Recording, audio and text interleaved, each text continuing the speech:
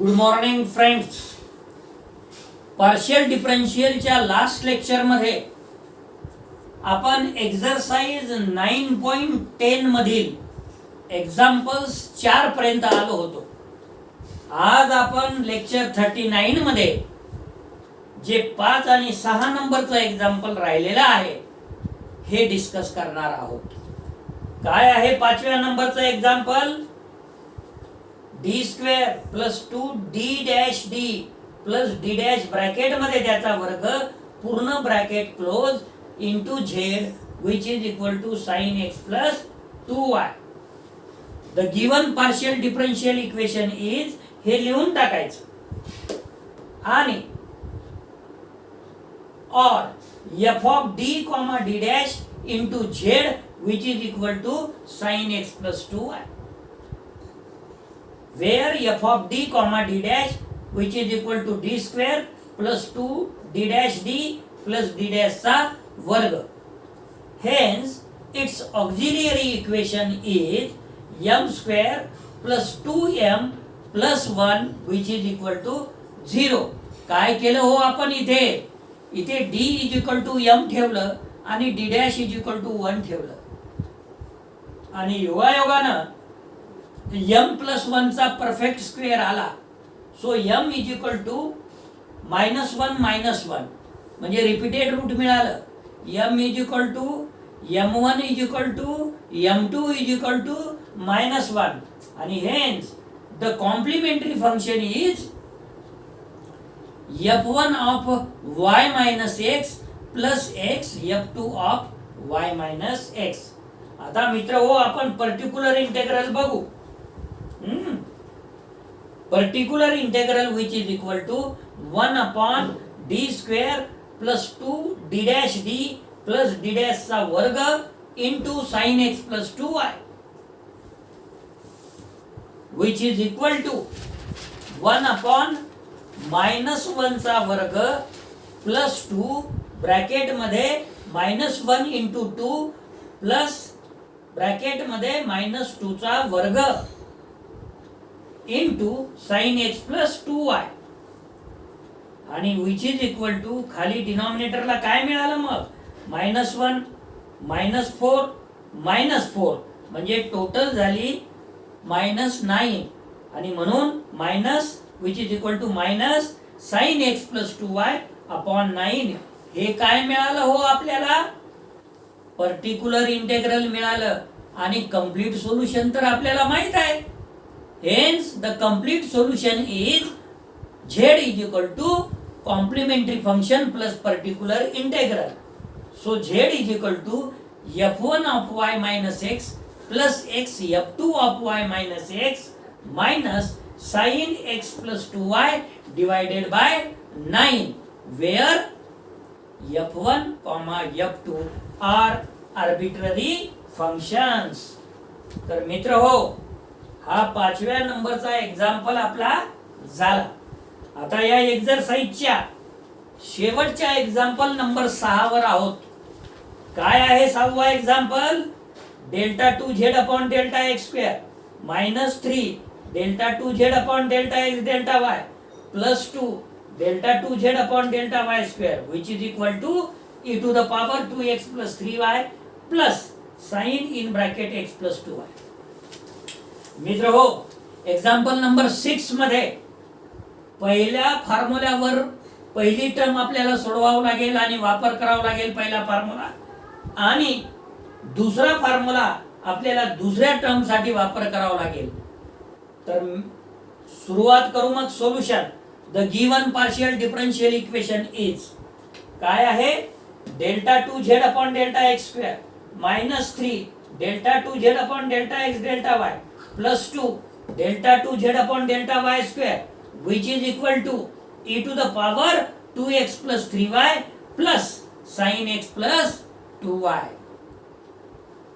This equation can be written as in symbolic form d square minus 3dd dash plus 2 d dash चा वर्ग bracket मध्ये ब्रॅकेटच्या बाहेर z which is equal to e to the power 2x plus 3y plus sine x plus 2y or F of D comma D dash into Z which is equal to E to the power 2x plus 3y plus sine in bracket x plus 2y where f of d comma d dash which is equal to d square minus 3 d dash plus 2 d dash चा वर्ग. Hence its auxiliary equation is m चा वर्ग minus 3m plus 2 which is equal to 0. मग आता factor पडते इथं m minus 1 into m minus 2 which is equal to 0. याचाच अर्थ काय झाला, m is equal to m1 is equal to 1 and m is equal to m2 is equal to 2. मित्र हो, डिफरंट रूट्स मिळालं आणि डिफरंट रूट साठी कॉम्प्लिमेंटरी फंक्शनचा फॉर्म्युला आपल्याला माहित आहे. Hence the complementary function is f1 of y plus m1x plus f2 of y plus m2x. परंतु m1 म्हणजे 1 आहे, m2 म्हणजे 2 आहे आणि म्हणून complementary function is f1 of y plus x plus f2 of y plus 2x हे मिळालं तुम्हाला कॉम्प्लिमेंटरी फंक्शन. आता आपण काय बघू, याचं पर्टिक्युलर इंटेग्रल कसं काढायचं ते बघू. Now particular integral which is equal to 1 upon f of d comma d dash into capital f of xy which is equal to 1 upon d चा वर्ग minus 3 times d dash plus 2 in bracket d dash त्याचा वर्ग into f of xy ची किंमत आहे bracket मध्ये e to the power 2x plus 3y plus sine in bracket x plus 2y. आता काय करावं लागेल, राईट हँड साइडला या दोन्ही टर्मला आपल्याला मल्टिप्लाय करावं लागेल. So which is equal to 1 upon D square minus 3d dash plus 2d dash चा वर्ग into e to the power 2x plus 3y plus 1 upon D square minus 3d dash plus 2d dash चा वर्ग into sign x plus 2y.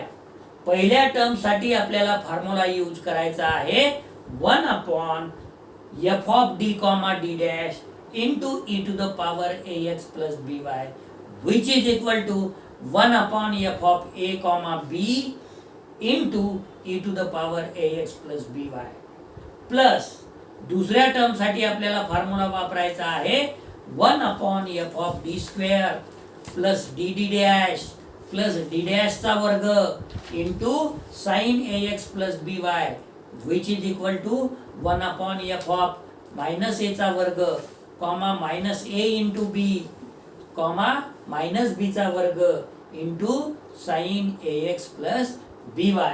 काय होईल मग, which is equal to 1 upon पहिली term सांगतोय 2 चा वर्ग minus 3 into 2 into 3 plus 2 into 3 चा वर्ग e to the power 2x plus 3y. इथे a ची किंमत 2 आहे, b ची किंमत 3 आहे. हे झाली पहिली टर्म प्लस 1 अपॉन माइनस 1 चा वर्ग minus 3 in bracket minus 1 into 2 plus 2 in bracket minus 2 चा वर्ग into sign x plus 2y. दुसऱ्या टर्म मध्ये a बरोबर 1 आहे आणि आपल्याला d चा वर्ग बरोबर माइनस a चा वर्ग करावा लागते, म्हणजे माइनस 1 चा वर्ग होईल. परंतु मित्र हो, माइनस 1 ब्रॅकेट मध्ये त्याचा वर्ग करायचा नाही. बरेच विद्यार्थी तसं करतात, माइनस 1 वर्ग ब्रॅकेट बिलकुल नाही करायचं आणि ब्रॅकेट करायचंच असेल तर ब्रॅकेट मध्येच माइनस 1 चा वर्ग आणि ब्रॅकेट क्लोज करायचं. माइनस 3 d आणि d डॅशच्या बदल्यात ab माइनस ab, मग a ची किंमत 1 आहे, b ची किंमत 2 आहे, म्हणजे माइनस 1 इंटू 2 येईल प्लस 2 बी ची किंमत 2 आहे म्हणजे -2 चा वर्ग into sine x plus 2y which is equal to 1/4 minus 18 plus 18 e to the power 2x plus 3y पहिली टर्म प्लस दूसरी टर्म 1/-1 मायनस मायनस प्लस 6 आणि -8 into sine x plus 2y which is equal to 18 cancel होऊन 1/4 e to the power 2x plus 3y पहिली term मिळेल आणि इथे मात्र -9 plus 6 म्हणजे -1/3 साइन एक्स प्लस 2y दुसरी टर्म मिळेल आणि अशा रीतीनं आपल्याला पर्टिक्युलर इंटेग्रल मिळेल आणि कंप्लीट सोल्युशन आपल्याला माहित आहे कंप्लीट सोल्युशन साठी काय करायचं आहे hence the complete solution is z is equal to complementary function plus particular integral that is z is equal to f1 of y plus x plus f2 of y plus 2x plus 1/4 e to the power 2x plus 3y minus 1/3 sin in bracket x plus 2y where f1 f2 are arbitrary functions. मित्र हो अशा रीतीनं ही exercise जी 9.10 होती आणि त्याच्यामधील example number शेवटचा 6 होता हे इथे संपलेला आहे. आता हे जरी मी ओरली तुम्हाला सांगितलं असेल तरी या 6 एक्झाम्पल साठी 3 लेक्चर घेतलेले आहेत. फक्त 2-2 प्रॉब्लेम एका लेक्चर मध्ये एक्सप्लेन केलेला आहे जेणेकरून आपल्याला समजून जावं आणि सोबतच आपण जर करायला बसलात तर आपल्याला कुठलीही अडचण येऊ नये. त्यामुळे ज्या दिवशी जो लेक्चर तुम्ही बघणार आहात व्हिडिओ ऐकणार आहात त्या दिवशी जर ती एक्झरसाइज असेल तर त्याच दिवशी जर केलं तर आपल्याला अडचण येण्याचा प्रश्नच नाही. आणि आपण आज या लेक्चरसाठी इथेच थांबणार आहोत. धन्यवाद.